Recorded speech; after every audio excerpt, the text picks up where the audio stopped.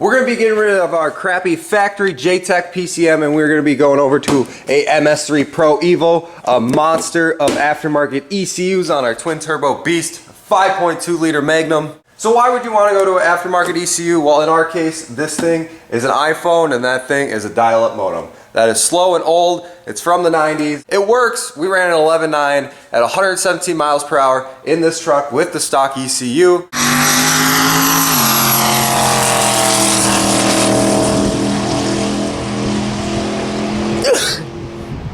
The problem is with the stock ECU is it's not designed for performance applications. So with this Ms3pro, we'll be able to have two-step, boost control, nitrous control, tuning capabilities on the fly, unlike our stock ECU, which every tune we have to do takes at least 10 minutes because we have to shut the truck off, we have to change the tune with the SCT tuner, and then put a battery charger on it and do a tune with it. Unlike the Ms3pro, where we can tune it on the fly. Literally when we're racing down the drag strip, it can actually self-tune as well.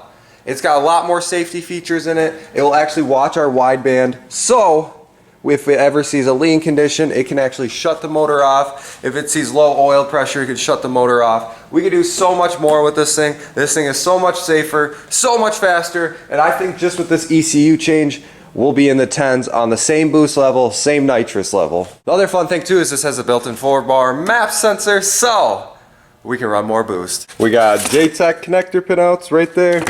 We got a whole wiring diagram for the factory wiring harness, and we got our wiring diagram for the Ms3pro Evo. So we're gonna sit here, pick away wiring. This is all our Evo wiring that we mounted inside the cab through actually the heater core. Lines used to go through there, so I'll make a special rubber plug for that. We got the Ms3pro Evo mounted right in plain day sight right there, right where the cup holders used to be, which is nice because right there that clear glass is a diagnostic light, like a check engine light pretty much. We'll have to run our boost reference in here. Other thing too is this is out of the weather, away from heat, and should last a while. I originally mounted it where the airbag module was, but I was thinking the transmission getting so hot and the tranny tunnel getting so hot, so I moved it up here. So it's got nice air room behind it, it's got air room to breathe, and the wiring harness we're going to leave long because we are going to be caging this truck, so that might be moving in the future. But for now, that is where it's going to go, just to get it running and driving. So we're going to sit here with a soldering iron, some snippy snips, and we're going to get this all wired in quickly. I'll go over some more specific stuff when it comes up to it, but if it's just plug a wire in from the Ms3pro straight into the harness, I'm just going to get those done.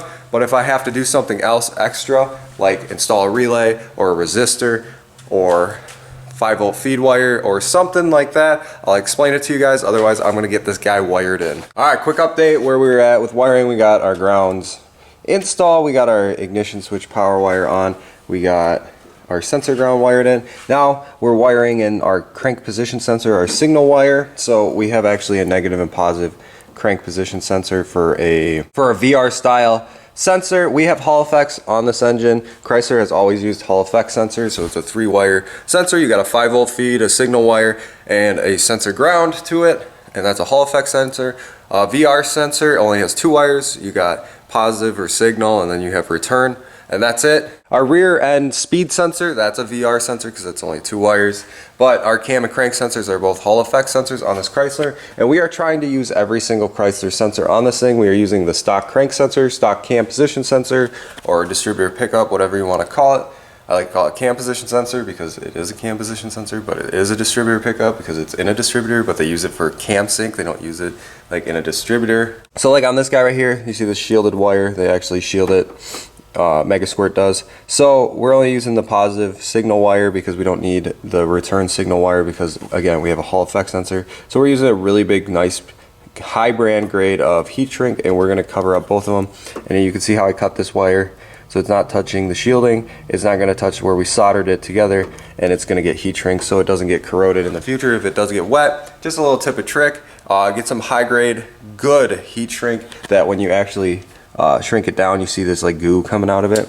So that way, if it ever comes in with moisture, it's not gonna corrode. And then when you're soldering, make sure you get the entire wire. You can't see any copper or aluminum or whatever the wire is. You can't see any more of it. It's all covered in solder, so it doesn't corrode as well. So today is the next day, and we've been wiring for a while. Megasquirt makes it extremely easy by even labeling their wires, telling you exactly what it is, and they don't have any wires that match color, so it's just super nice.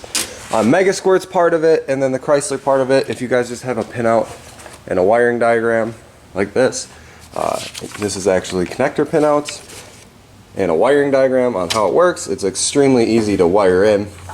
So on this setup, we are actually going coil on plug. So we're going to go to an LS style coil pack.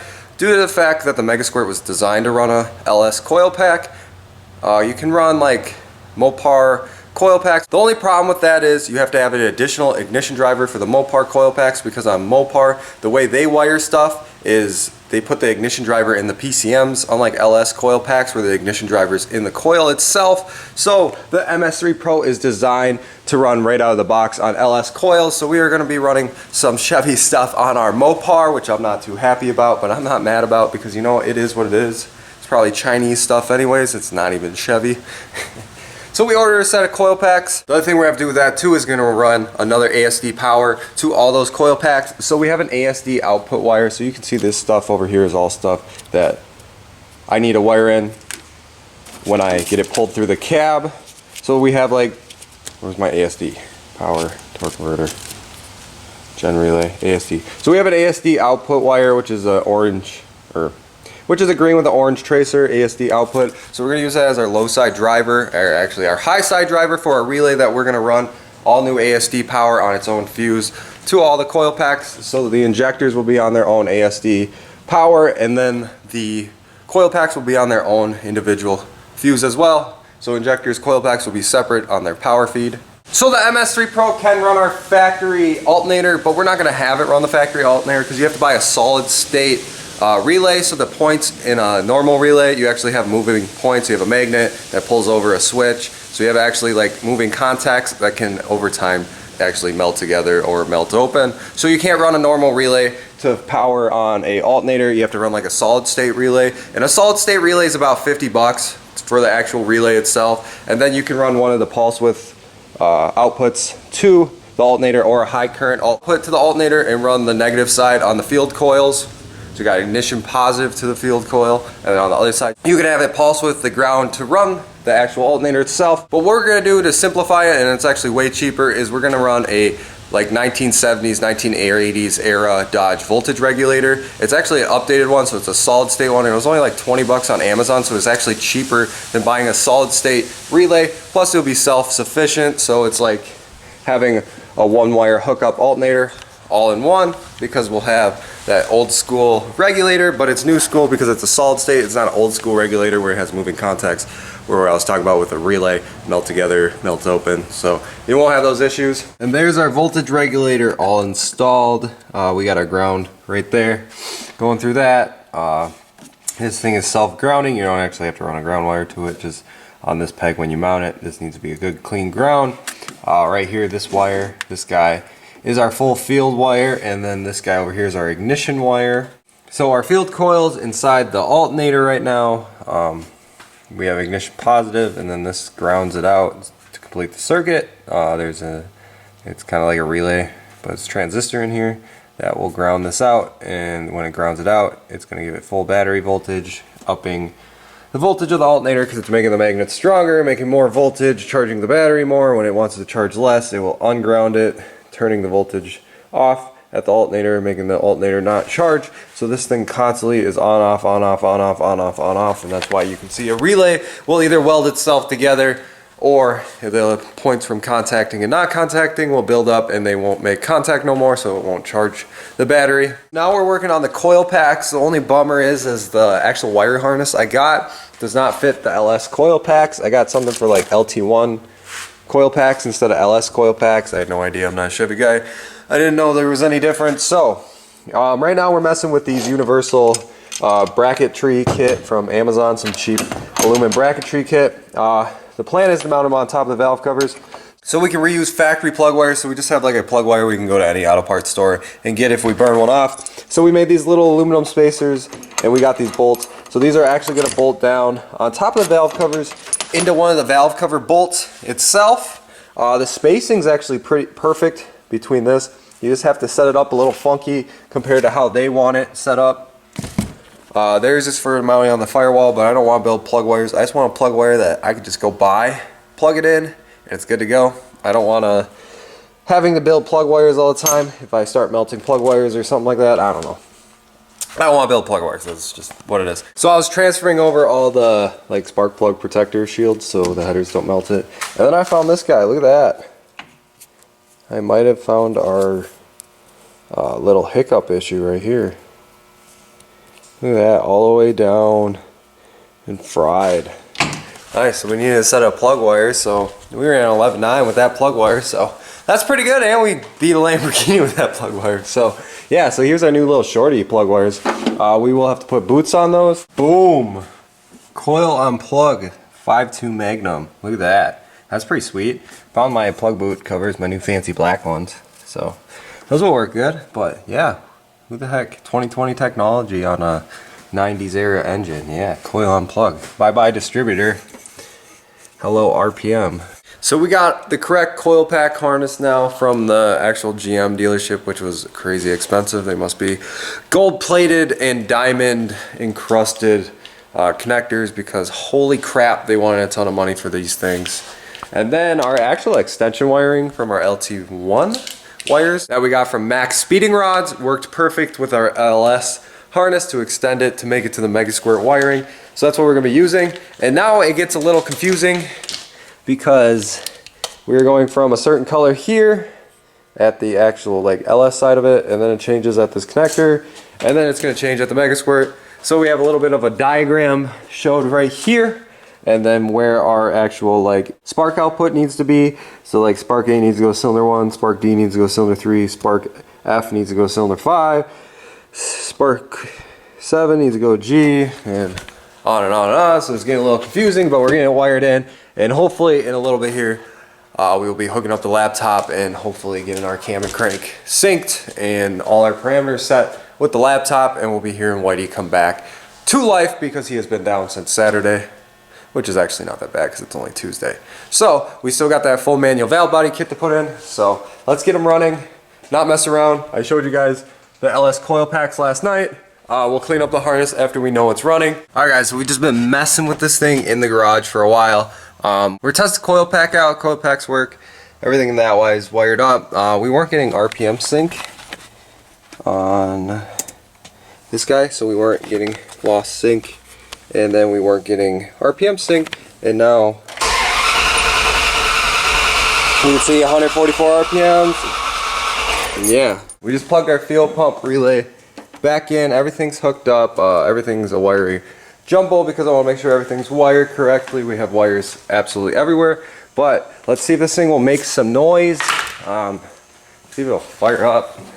That will make me very happy. Here we go.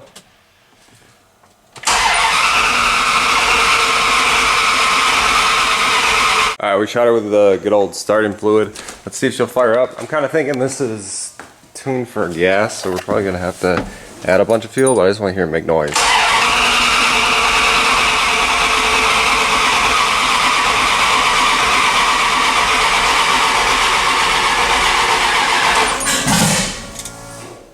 Right there, you heard it at the end. That starting fluid must have waited all the way through the turbos.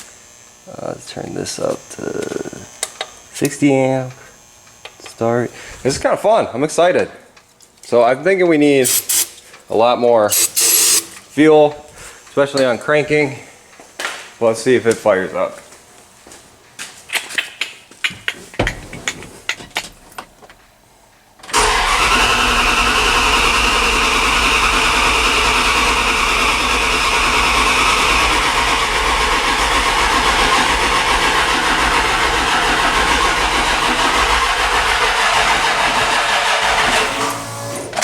Alright, maybe we gotta let the battery charge. But I'm gonna go through add some more fuel on cranking. I'm going to add some more fuel idling too, because obviously it's not enough, because I heard it run for 2 seconds off of brake clean, not even starting fluid. Flammable brake clean, the best kind. We got our ground wire still hooked up to it. So yeah, so this has been a rush to get this done. Hopefully we can finish it quick. I'm gonna add that fuel and see if we can get it to idle for like 2 seconds. Alright, so we had our coil packs wired into the blower motor, so that was an issue. Or we had the coil packs wired into the actual blower motor relay itself to power them on. The problem is during cranking the blower motor doesn't stay on. I didn't think of that when I did that. So now we have an actual relay wired in to power all the coil packs. So the ASD relay, the factory ASD relay, which is the power to all the injectors, coil packs from factory, is just powering all the injectors, because the injectors are bigger than factory and I don't want to overload that ASD circuit. So we got this guy right here, this relay is plugged into our ASD power circuit as well, and now this is powering on all our coil packs. So that's our ignition power and cranking power to all the coil packs. So ASD is controlling a relay, so that amp draw will be extremely low compared to all the coil packs. And we got, oh, where'd the key go?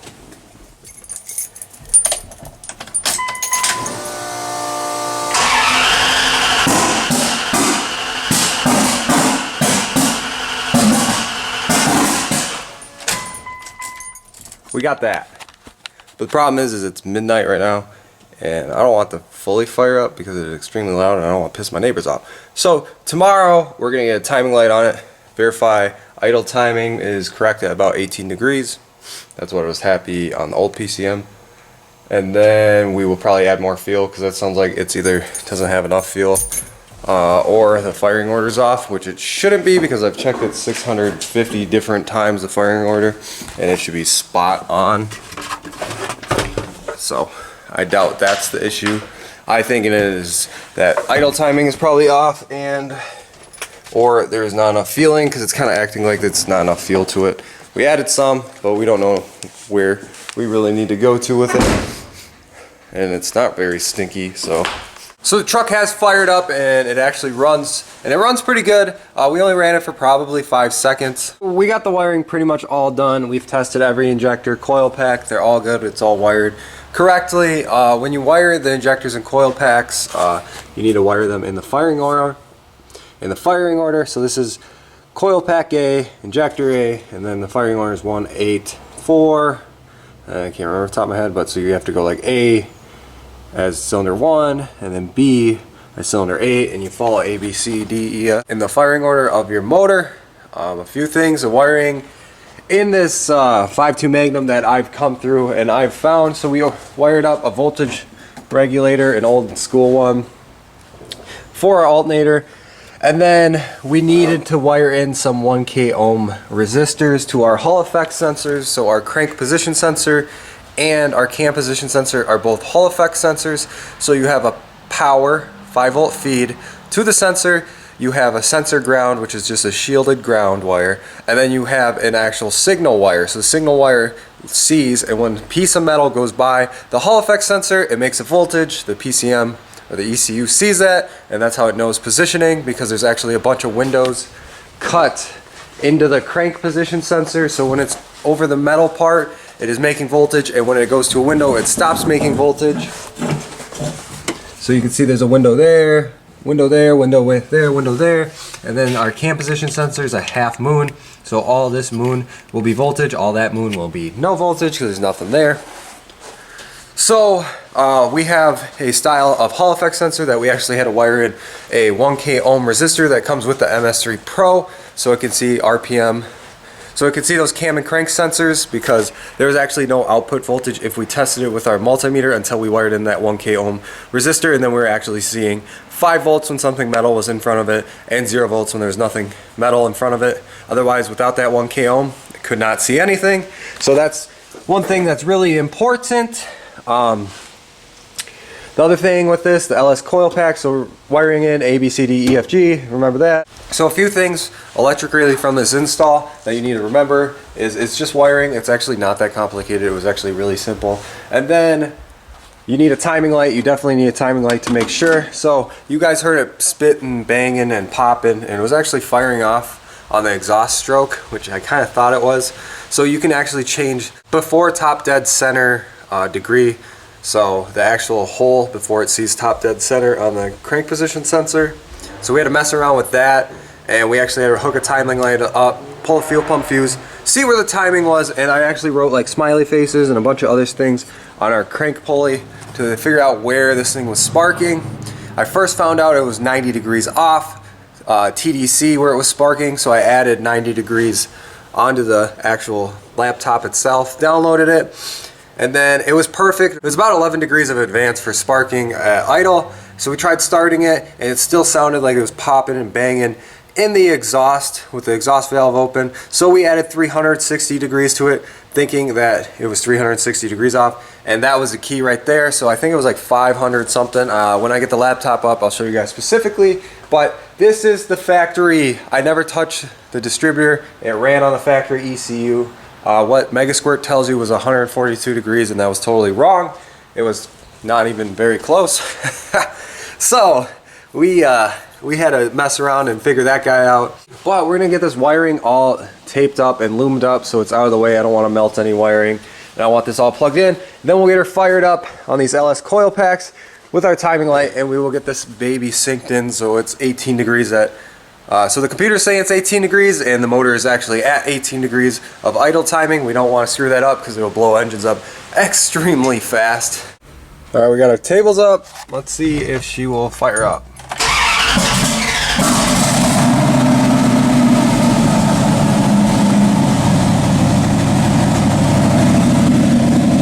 34 degrees.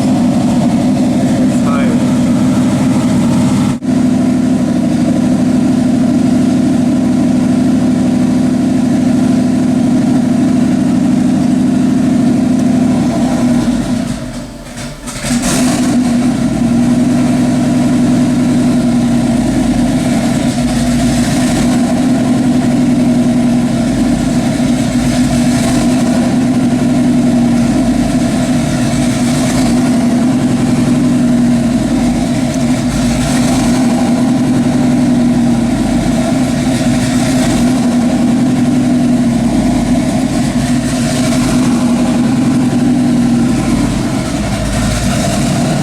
We're at 18 degrees. 18 degrees of timing. You can see us hopping around. And you also can see how fast we can change that tuning. So we're going to actually check the timing now with the timing light to see if it's actually 18 degrees. Sorry if I've not been picking up the camera and telling you guys what's been going on, but we got all the wiring cleaned up. She's looking nice. You can tell right over there that that's not the voltage regulator that you guys saw me install. That's a different one.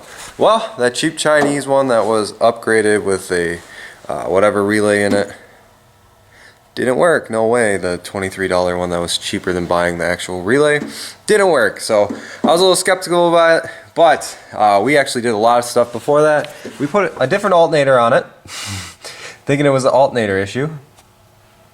And that came from the Junk 5.9 chilling over there. Got that guy installed, rewired that. That's why we have butt connectors right there. I do need to wire that in permanently eventually. Not right now, but eventually. And so we tried a different alternator. That didn't work. I knew this alternator was working because we could full field the alternator by shorting it to ground, and we would jump up to like 16, 17 volts. So obviously the alternator was working. The reason why I thought the other alternator wasn't working, and I still think it's not working, is when I did that, when I full fielded it, it did not go up to 16, 17 volts. But when I was taking it out, I kind of figured out why. This ground wire wasn't hooked up. It was like sitting on the intake manifold. So I don't know how it was charging on the old ECU. I think it must have been shorting out. And then just from the motor shaking so much, backfire, misfiring, when we had that timing way off, it must have just lost its little connection it was having, just wedged against the intake manifold. So that alternator is probably still good. We'll hold on to it as a backup. This alternator was kind of smashed up. We actually had to do some body work to the back of it, but it was all together, and when we full fielded it, it actually went up to 16, 17 volts. So we know the alternator was okay. It was just our voltage regulator that we're having issues with. But we went to our local auto parts store and picked that guy up for 21 bucks right there. That is our 1970 Dodge Charger voltage regulator. Yeah, and it's working good. We just had it running 14.3 volts, charging perfect, which makes me happy because I was fighting with that for like 4 hours. The truck's running. We need to go drive it because we got that full manual valve body kit. Make sure I did something okay. Make sure I did everything okay. But it's like 10 o'clock at night and I don't want to piss my neighbors off. So we're going to go drive it in the morning. Alright guys, so we're in the truck. Everything's hooked up. It's a few days later. So this is our tuning software right here. This is Tuner Studio. This is what you're going to use to tune the actual Ms3pro Evo. This is the guy. So getting into it, so after you get it all hooked up, everything, you should see this not RPM synced. When you're cranking it, we'll do that in a second, but you should see this go green. If you don't see that go green, something's wrong with either how you wired up the cam or crank sensor. So just getting into it, starting off, we're going to go right here into tools, and this is kind of where we're going to start off, and we're going to calibrate like our throttle position sensor. You can sit there and get current at closed throttle, at full throttle. We already did this. And then you can go in here and calibrate like thermostables. So our coolant temp sensor and our air temp sensor. Set those guys to both Dodge temp sensors. And then after you get that stuff done, here's where our data logging is. So you can start data logging, get off a little off track there. But when we get into this guy, you can see this Tune Analyzer live auto tune for you, and this is the actual auto tune feature, the awesome part of the Mega Squirt, which you can see right there. It says start auto tune. So what this will actually do is sit here and fix the cells itself by tuning it to make it better. The cells, we have KPA right there, so atmospheric pressure at 100, that's the atmosphere pushing on us. Anything below 100 kPa is vacuum, anything above 100 kPa is boost, and then we have our RPM values at the bottom, and then these are our duty cycle for the injector, so we can go through like highlight stuff, change everything. We can add, minus, subtract, whatever we want to do. We also can do that through the ignition maps as well, right there.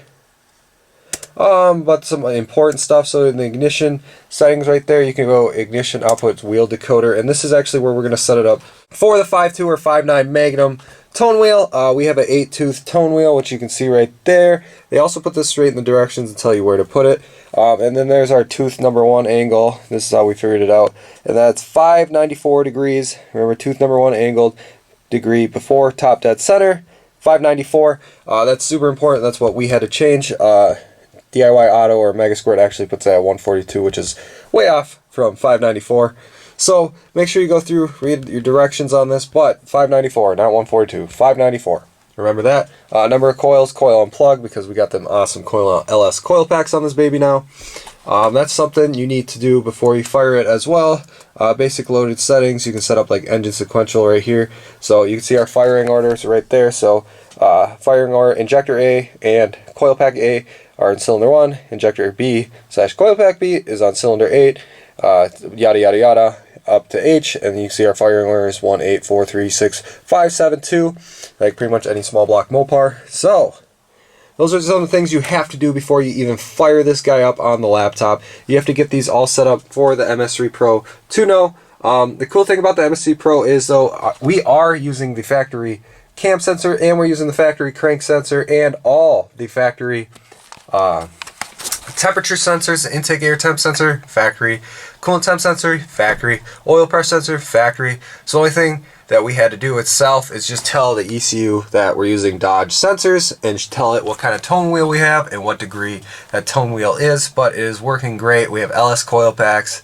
We don't have a distributor, and it's just pretty awesome setup. I'm super pumped to get this 2-step setup and show you guys where it's at. But if you guys want to pick up one of these Ms3pro Evos for your 5.2, 5.9 Magnum, or pretty much any engine on the market, like that 5.7 Hemi right there, it will run the VVT on this brand new Hemi that we have chilling right here. It'll do everything and anything you ever wanted to on that Hemi. It'll do anything we ever wanted to on our 5.2 or 5.9 Magnum. It is an awesome ECU. I'm thinking of getting one for my Viper truck itself to run that V10, because the tuning on the fly, the auto tuning, just every feature about this thing is just awesome, and I wish you could do this with factory ECUs, but on the JTech is just not there. We can set up 2 steps, limiters, we can boost control, we can do nitrous control, we can do just we do wide bands in every cylinder. We could literally do cylinder tuning. We can add timing to cylinders. We can just single cylinders. Like, it's crazy the amount of stuff you can do with this aftermarket ECU.